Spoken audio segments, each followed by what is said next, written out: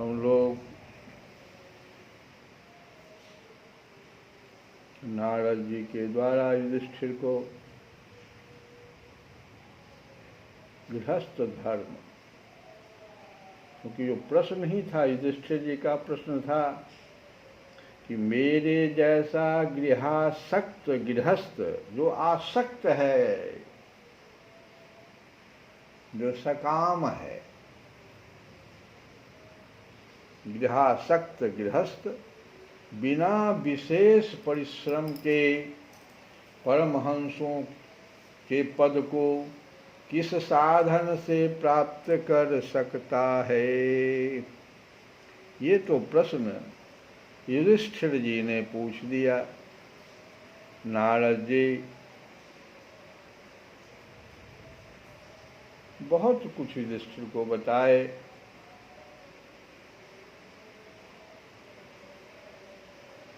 भीतर से विरक्त रहें,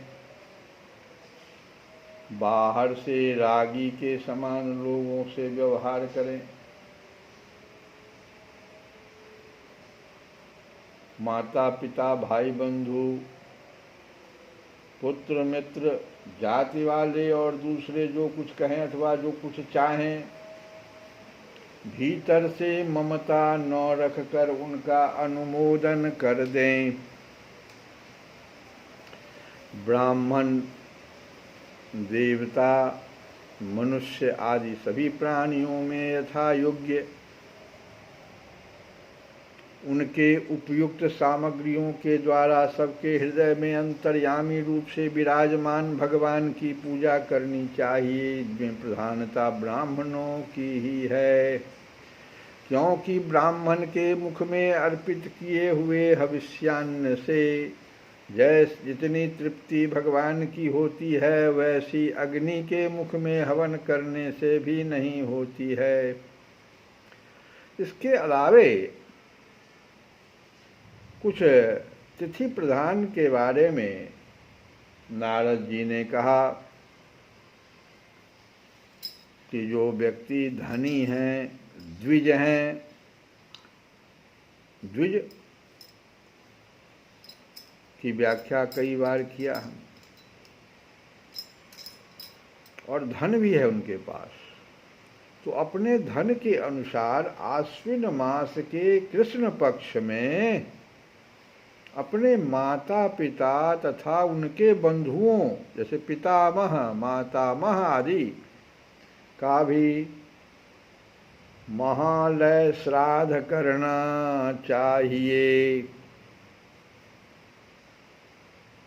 इसके अलावे भी कई तिथियों की चर्चा जो कल की कथा में हम लोगों ने सुना।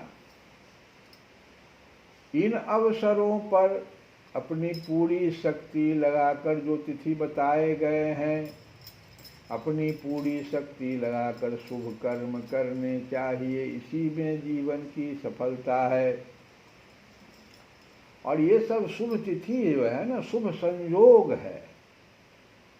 तो इन शुभ संयोगों में जो स्नान जप होम व्रत तथा देवता और ब्राह्मणों की पूजा की जाती है, अथवा जो कुछ देवता पितर मनुष्य एवं प्राणियों को समर्पित किया जाता है, तो नारद जी कहते हैं कि उसका फल अक्षय होता है। पुष्कर आदि सरोवर सिद्ध पुरुषों के द्वारा सेवित क्षेत्र, कुरुक्षेत्र, गया, प्रयाग, पुलहाश्रम, जिसको कि शालिग्राम क्षेत्र भी कहते हैं, पुलहाश्रम को भी शालिग्राम क्षेत्र भी कहते हैं, नैमिषारण्य,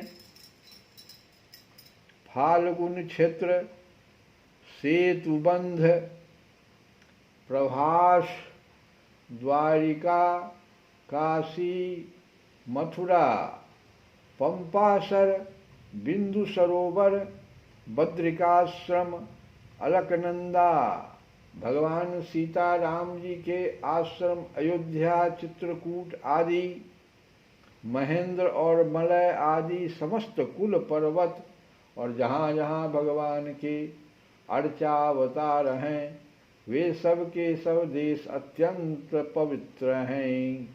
कल्याण कामी पुरुषों को बार बार इन देशों का सेवन करना चाहिए। देश का अर्थ यहाँ तीर्थ है। और इन स्थानों पर जो पुण्य कर्म किए जाते हैं, मनुष्यों को उनका 1000 गुना फल मिलता है।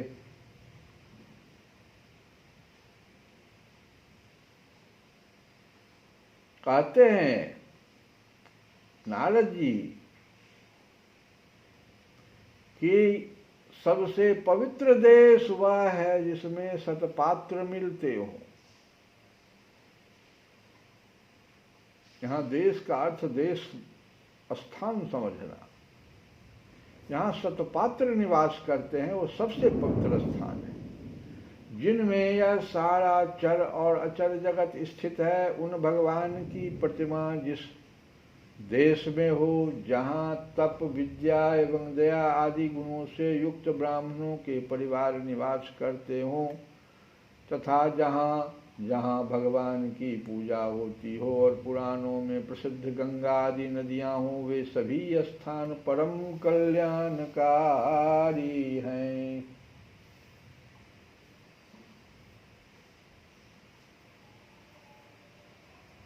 युधिष्ठिर,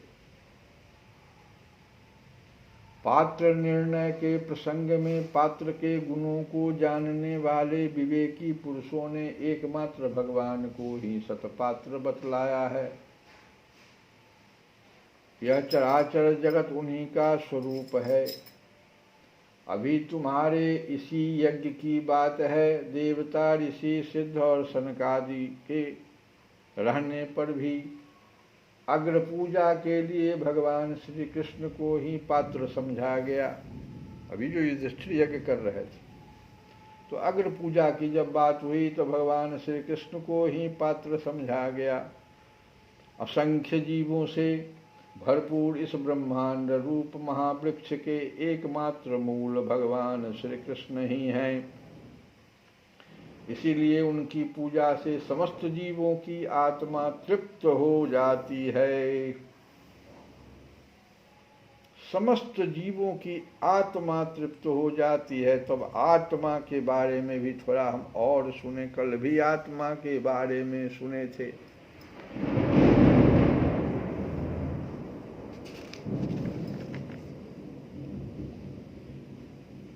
भगवान अर्जुन से कह रहे हैं कि यह जो आत्मा है, हे अर्जुन,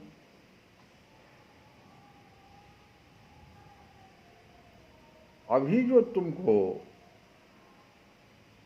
ये जो मोह उत्पन्न हो गया है इस युद्ध भूमि में आकर के, असमय इसको कहते हैं, असमय मोह, यह प्रत्येक जीव के, अर्जुन का मतलब है कि प्रत्येक जीव असमय मोह करता है। और वह मोह जो होता है, भगवान कहते हैं जो असमय यह जो मोह हो रहा है, यह श्रेष्ठ पुरुषों द्वारा आज आचरित नहीं है।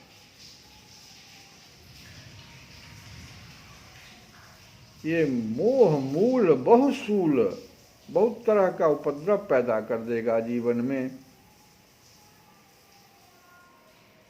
इसलिए यह श्रेष्ठ पुरुषों द्वारा आचरित नहीं है। और आगे कहते हैं कि सिर्फ यही नहीं, श्रेष्ठ पुरुषों द्वारा आचरित नहीं है, बल्कि न स्वर्ग देने वाला है और न यश देने वाला ही है। भगवान कह रहे, श्री भगवान उवाच, कुतः त्वा कसमलम इदम, कसमलम मने मोह, कुतः इस असमय में यह मोह काहे रे। कुतः त्वा कसमलम इदम विषमे समुपस्थितम् अनार्यजुष्टम् अस्वर्ग्यम् अकीर्तिकरम् अर्जुनम। तुमको ये न स्वर्ग देगा न यश देगा, अकीर्ति, कीर्ति का भी नष्ट कर देगा। अनार्यजुष्टम स्वर्ग अस्वर्ग्यम, अस्वर्ग्यम, स्वर्ग भी नहीं देगा तुमको।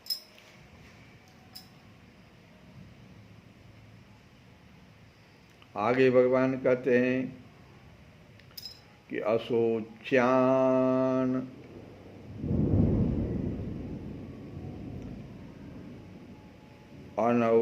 अनवशोचस त्वम अज्ञावादांश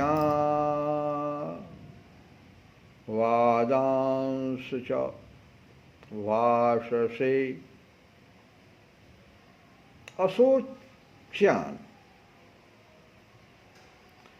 जो बुद्धिमान पंडित हैं,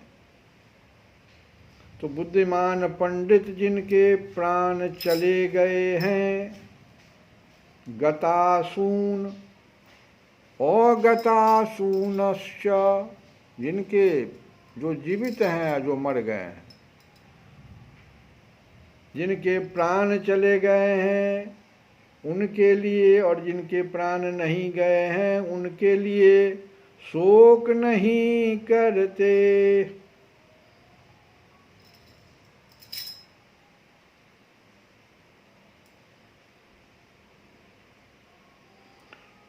अगतासूनश्च न अनुशोचन्ति पंडिताः।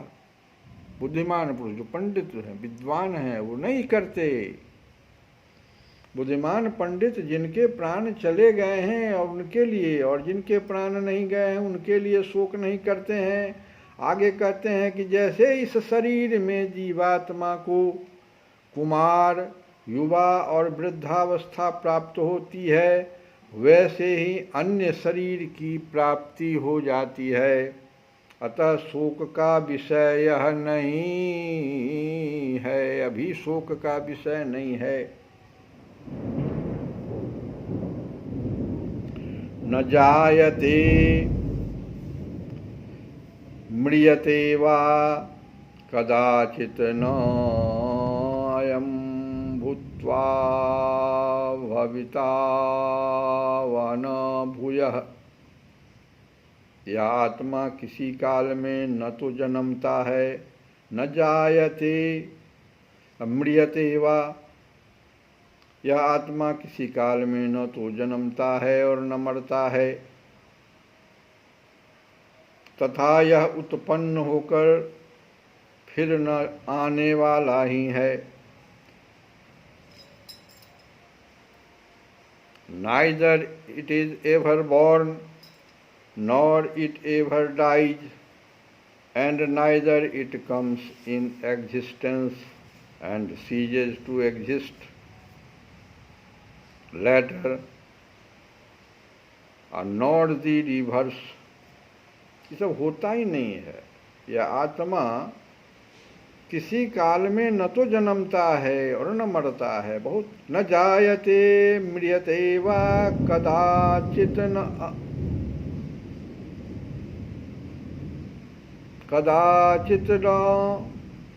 अयं भूत्वा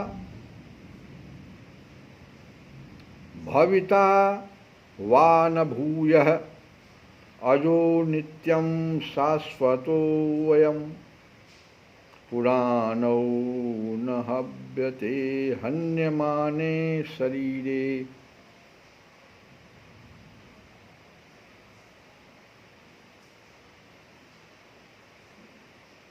क्योंकि यह अजन्मा है, नित्य है, सनातन है और पुरातन है। शरीर के मारे जाने पर भी यह मारा नहीं जाता। न हन्यते हन्यमाने शरीरे।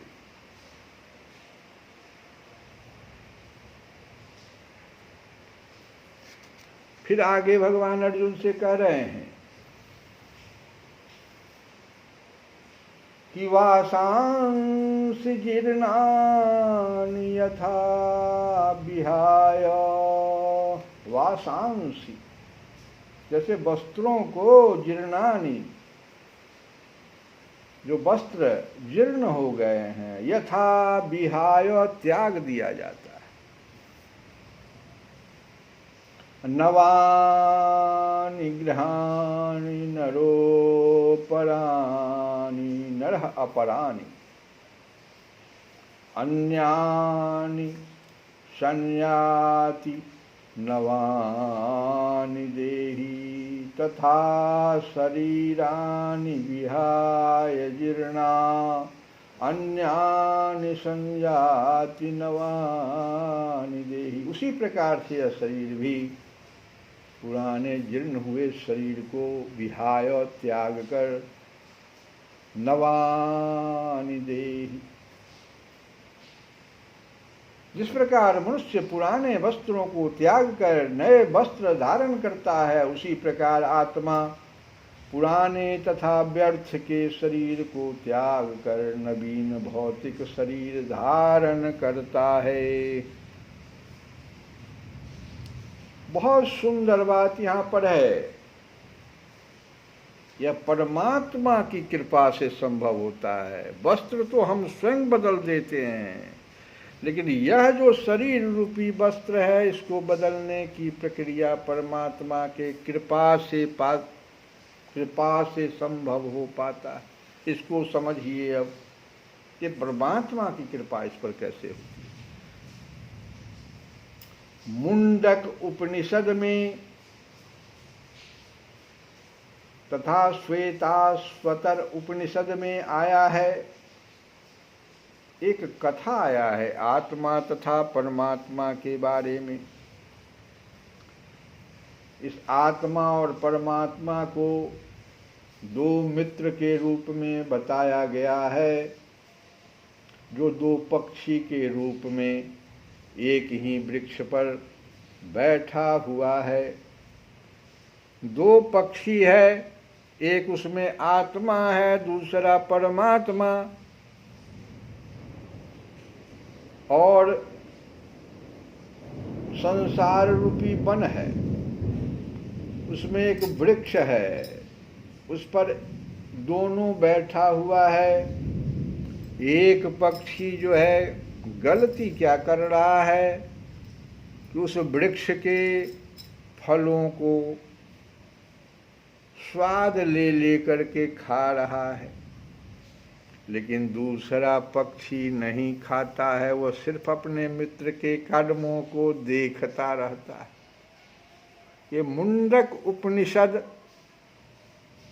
और श्वेताश्वर उपनिषद, मुंडक उपनिषद में 3, 1, 2 और श्वेताश्वर उपनिषद में 4, 7 में इसका बहुत सुंदर ढंग से वर्णन है कि समाने वृक्षे पुरुषो निमग्नो नीष्या सोचति गुह्यमानः।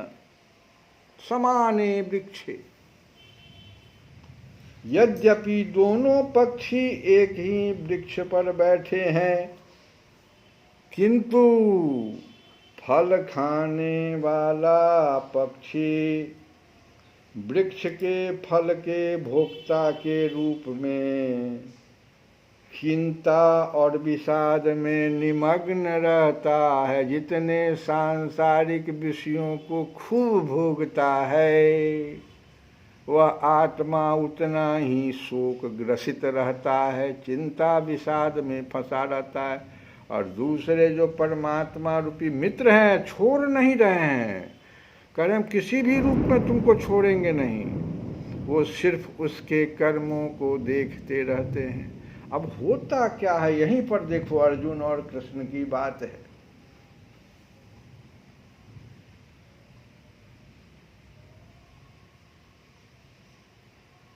जो पक्षी फल खा रहा है वही जीवात्मा हुआ, और जो संसारोन्मुख हो गया है वो जीवात्मा क्या हो गया, संसारोन्मुख हो गया है। लेकिन दूसरा पक्षी सिर्फ मित्र को देख रहा है, वही परमात्मा है जो कर्म का फल देने के लिए साथ में है। जब वृक्ष बदलने की इच्छा होती है, अब इस वृक्ष का फल तो समाप्त हो गया, ऐसे ही शरीर तो अब जीर्ण शीर्ण हो गया, तो जब बदलने की बात होती है तो वहीं पर कृपा भगवान की हो जाती है उस मित्र पर कि ठीक है वो वृक्ष है ना, जाओ ना। खाओ, कर्म करो। नहीं, अगर कहीं देखो इसी समय में ज्यों ही दूसरे पक्षी को परम गुरु के रूप में, और परम गुरु के रूप में उस पक्षी, उस मित्र पक्षी को वह तभी पहचानेगा जब उनकी महिमा को जान लेगा। वो तो महिमा जानने की कोशिश ही नहीं करता, वो तो दिन रात वृक्ष के फलों को खाने की इच्छा करता है। मित्र सामने बैठा हुआ है, लेकिन जैसे ही दूसरे पक्षी को परम गुरु के रूप में स्वीकार करता है, जैसा अर्जुन ने किया, तो उसी समय में उस आत्मा पक्षी के मुख से निकलता है लक्ष्मण जी की कि मेरे सबहि एक तुम स्वामी, दीन बंधुर अंतरयामी। इतना जहाँ मन मना भवः कि उसका कल्याण हो जाता है, उसका कल्याण हो जाता है।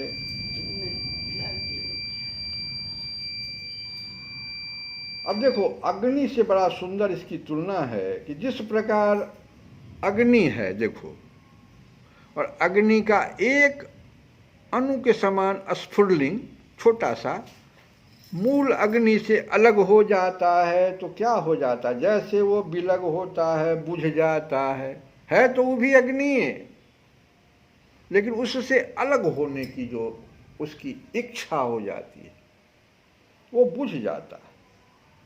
यद्यपि दोनों के गुण समान होते हैं। तो हरि शरणम,